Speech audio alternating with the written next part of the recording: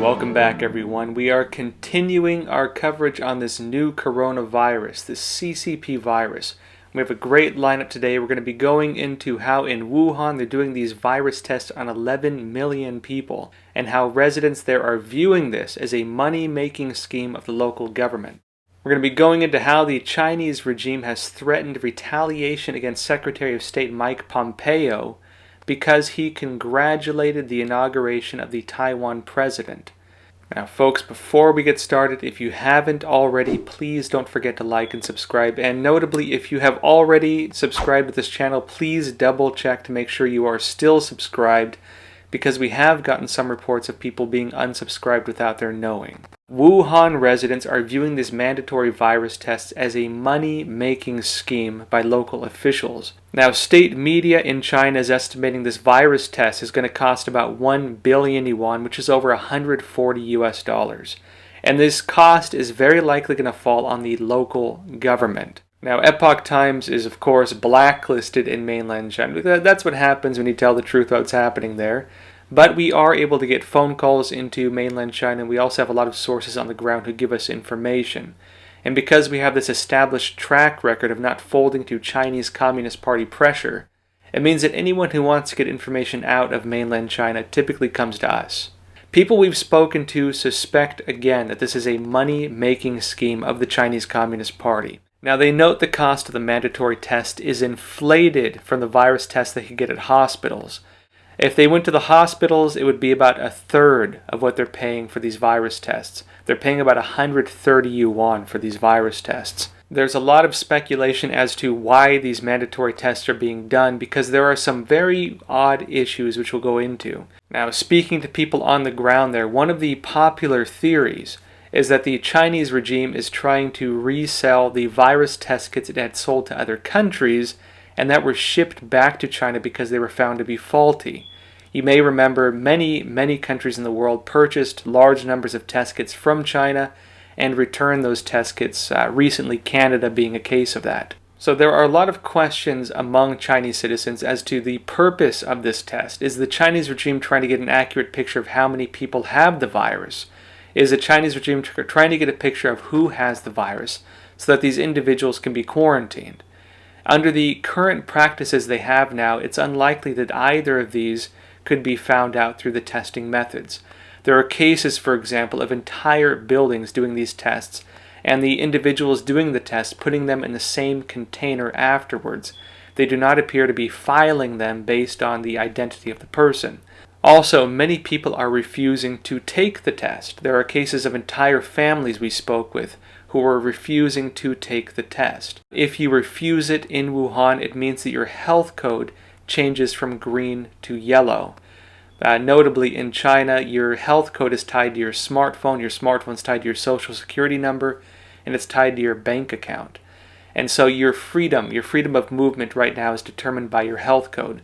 Green health code moves you can move around. Yellow health code means that you're possibly a threat. Red health code means you're on lockdown.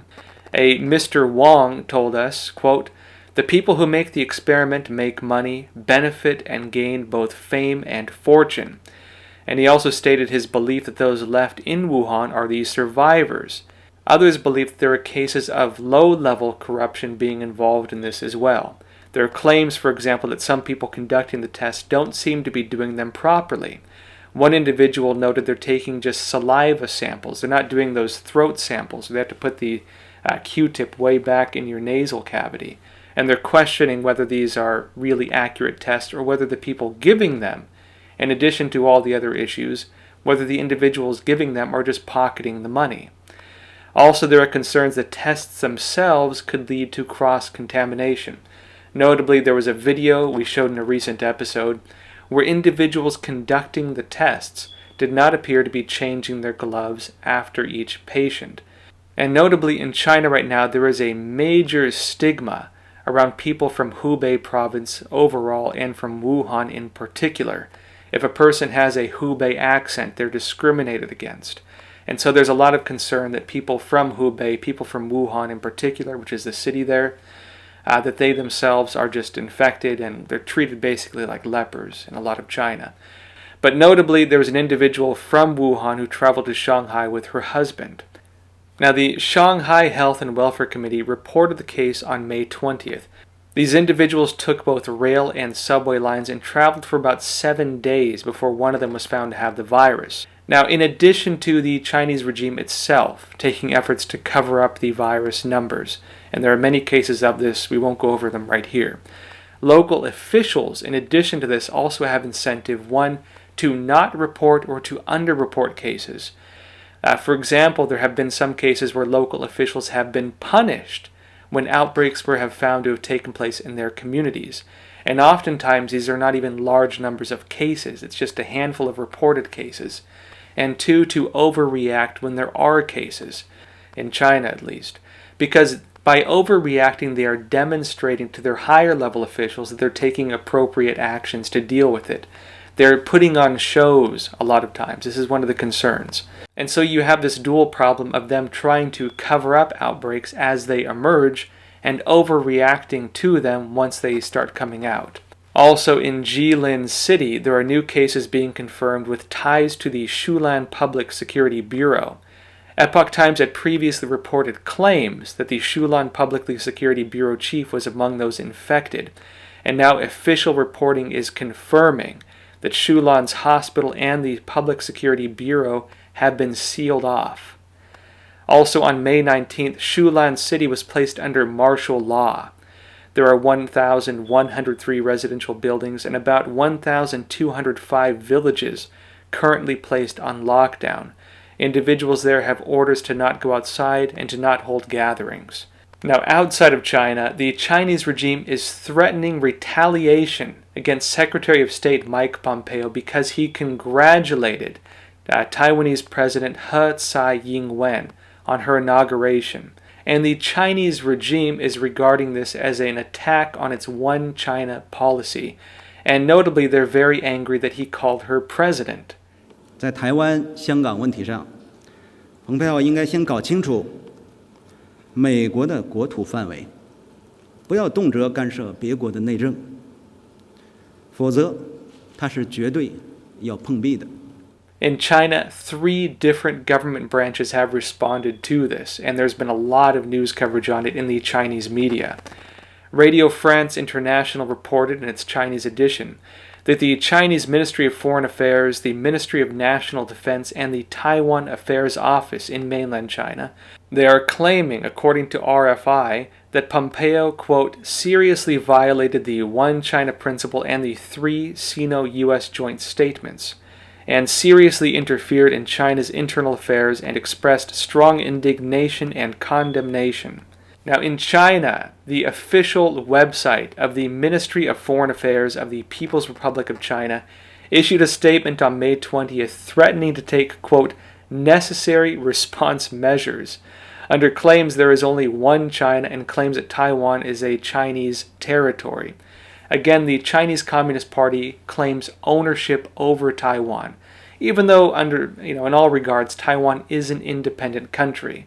Now, there are many countries that meet the Chinese regime somewhat halfway. They do not regard Taiwan as being under the Chinese Communist Party, but they do regard Taiwan as being part of China.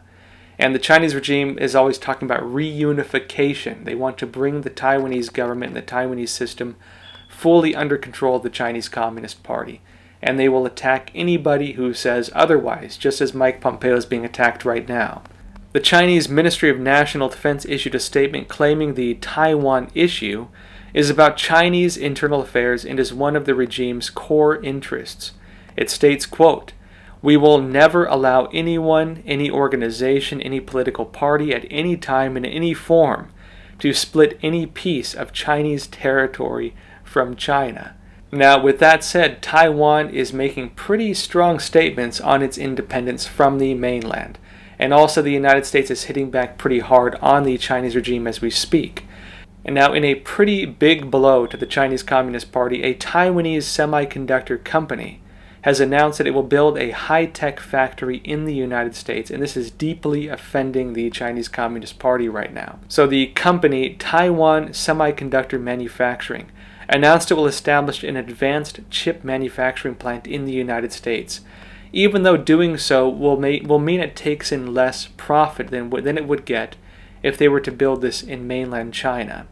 And notably, this takes place right after the United States has banned the sale of semiconductors, these high-tech chips, to Huawei, the Chinese regime's main telecommunications company. Huawei is again the backbone of the Chinese regime's One Belt, One Road initiative, where they're going into different countries, building these infrastructure projects, and then essentially subjugating these countries with debt traps.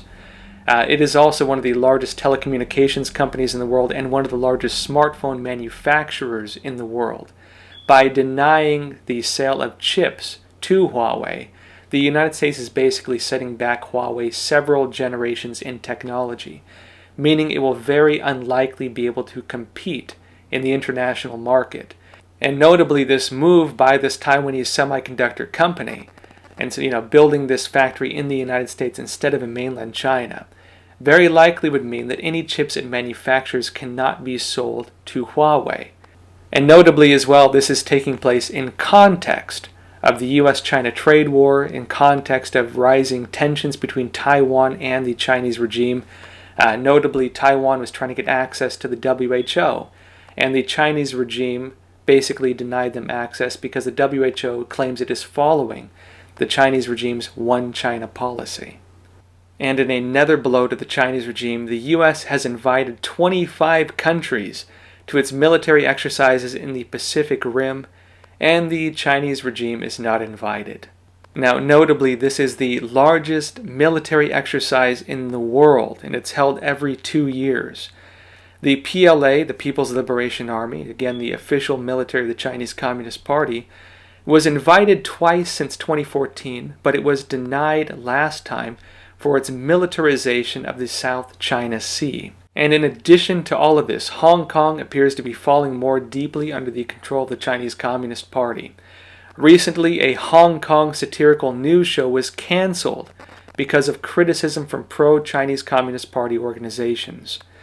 Now, the show is called Headlines, and it's a very popular satirical news show produced by the Hong Kong Radio and Television Department. It was declared unsuccessful after attacks by what Radio France International says are, quote, pro-communist associations. And again, when you hear pro-communist associations or Chinese associations, an alarm bell should go off, because oftentimes what that actually refers to are these Chinese fraternal organizations, what they call tongs. The Chinese Communist Party, through its United Front Work Department, tries to gain control of these Chinese fraternal organizations, again known as tongs. And these organizations often act as overseas branches of the Chinese Communist Party acting in its interests.